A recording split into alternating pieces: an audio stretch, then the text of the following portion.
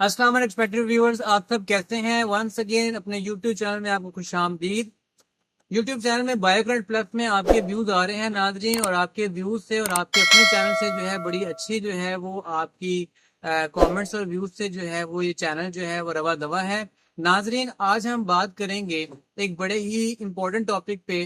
नाजरीन, प्रोस्टेट हमारी बॉडी का एक ऐसा पार्ट है कि जो कि यूरिनरी ब्लैडर के बिल्कुल बैक साइड पे होता है। और प्रोस्टेट का फंक्शन ये है कि ये यूरिनरी ब्लैडर की तरह यूरिन को, जहां यूरिनरी ब्लैडर यूरिन को आर्जी तौर पर कलेक्ट करता है, ये यूरिन को ड्रेन करने में भी हेल्प करता है। तो ये उस ट्यूब का ही की पार्ट है जो कि यूरिन को ड्रेन करने में हेल्प करता है। और इसके अलावा ये स्पर्म्स को फ्लूइड प्रोवाइड करता है, प्रोटेक्शन प्रोवाइड करता है, नरिशमेंट प्रोवाइड करता है। लेकिन अगर खुदा ना खास्ता इस प्रोस्टेट की हेल्थ में प्रॉब्लम आ जाए, जिसको हम कहते हैं बिनाइन प्रोस्टेट हाइपरप्लेजिया, और इसको हम शॉर्ट फॉर्म में बीपीएच भी कहते हैं, तो ऐसी कंडीशन के अंदर अनकंट्रोल सेल्स बनना शुरू हो जाते हैं प्रोस्टेट में, जिसकी वजह से प्रोस्टेट का साइज बढ़ जाता है।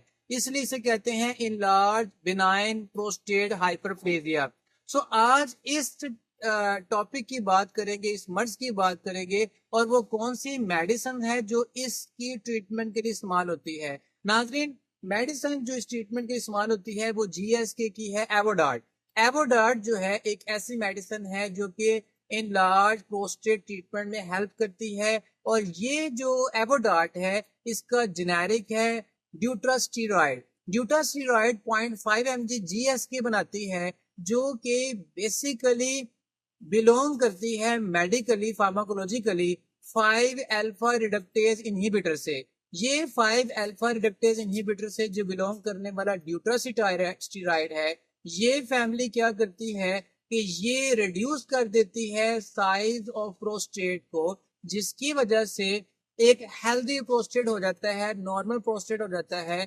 क्योंकि एवोडार्ट की वजह से सबसे पहले ये क्या करेगी कि ये प्रोस्टेट के साइज को श्रिंक कर देगी। दूसरे नंबर पे ये यूरिनरी फ्लो को इंप्रूव कर देगी। डेफिनेटली अगर प्रोस्टेट का साइज कम होगा तो यूरिनरी फ्लो भी इंप्रूव होगा।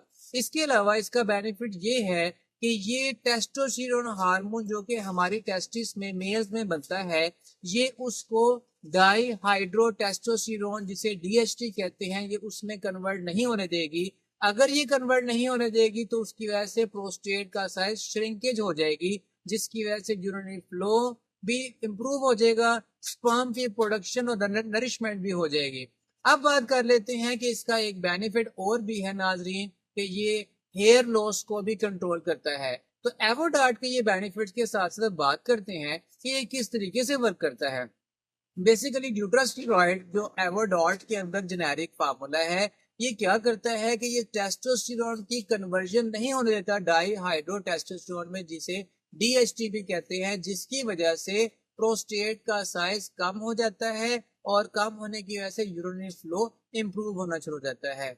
ये था इसका मैकेनिज्म जो मैंने आपको बता दिया।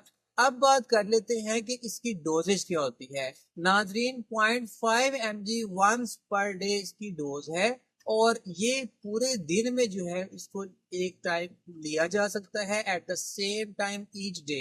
ये इसका बेसिकली प्रिकॉशन है कि सेम टाइम ईच डे इस मेडिकेशन को लिया जाएगा। और अगर आप इस्तेमाल कर रहे हैं प्रोस्टेट हेल्थ के लिए कोई और मेडिकेशन लाइक टेम्सुलोसिन, तो फिर एक बड़ा अच्छा आइडिया होगा। इसकी इस मेडिकेशन को अप्लाई करने के बाद जो सिम्टम्स हैं वो 48 आवर्स में अचीव होते हैं। और एवोडार्ट की जो बेसिकली थेरेपी है वो 3 to 6 मंथ की थेरेपी है। आमतौर पर ये एक लॉन्ग टर्म प्रोसीजर है, लेकिन इसके जो रिजल्ट्स हैं वो अच्छे रिजल्ट्स हैं, और ये लॉन्ग टर्म मोनोथेरेपी जो है उसके बड़े अच्छे अचीवेबल रिजल्ट्स अचीव होते हैं। अब बात कर लेते हैं कि इस मेडिकेशन के साथ किस मेडिकेशन को इस्तेमाल नहीं करना चाहिए। तो नाज़रीन, जितने भी एंटासिड मेडिसिन हैं जो कि एसिडिटी को, गैस को, इनडाइजेशन को, हार्टबर्न को के लिए इस्तेमाल की जाती हैं, वो एवोडार्ट के साथ इस्तेमाल नहीं की जा सकती। इसके अलावा एंटी फंगल मेडिकेशन इसके साथ इस्तेमाल नहीं करनी, क्योंकि इंट्रैक्शन मेडिकेशन का जो है साइड इफेक्ट की तरफ जाता है। अब बात कर रहे थे इसकी स्टोरेज की। आमतौर पर ये जो बेसिकली कैप्सूल फॉर्म में होता है तो इसको स्टोर किया रहता है कूल और ड्राई प्लेस के ऊपर। सो अब इस कैप्सूल को कोई पर्सन भी च्यू ना करे, इसको स्वालो करेगा वाटर के साथ, और इसको हाई टेम्परेचर पर नहीं रखना, क्योंकि अगर हाई टेम्परेचर पर रखेंगे तो इसके कैप्सूल लीक कर जाएंगे, और अगर लीक कर जाएंगे तो फिर आप इस प्रोडक्ट को इस्तेमाल नहीं कर सकेंगे। तो ये बेसिकली इसकी इम्पोर्टेंट जो है वो प्रिकॉशनरी मेजर्स हैं जो कि कंट्रोल की जाएंगी। इसकी डोज को आपने हमेशा सुजेस्ट करवाना है डॉक्टर या फार्मासिस्ट से, जो कि इसको सुजेस्ट करेंगे और इसकी पूरी ट्रीटमेंट प्लान बताएंगे कि किसको किस किस तरीके इस्तेमाल किया जाएगा। साइड इफेक्ट्स का नोट कर लें। साइड इफेक्ट्स इसमें होता है कि इसकी वजह से डिक्रीज लिबिडो हो जाती है और इरेक्टाइल डिसफंक्शनिंग हो जाती है। लिबिडो ये होता है कि जो सेक्सुअल हार्मोन या जो शहवत है वो खत्म हो जाती है, और इरेक्टाइल डिसफंक्शनिंग का मतलब कि जो उसमें खास है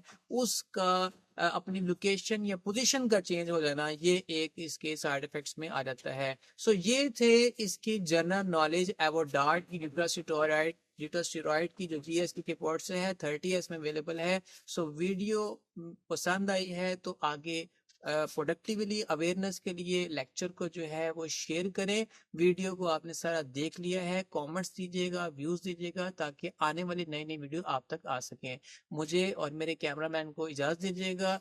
अपना और अपनी फैमिली का ख्याल रखिएगा। पाकिस्तान पाइंदाबाद।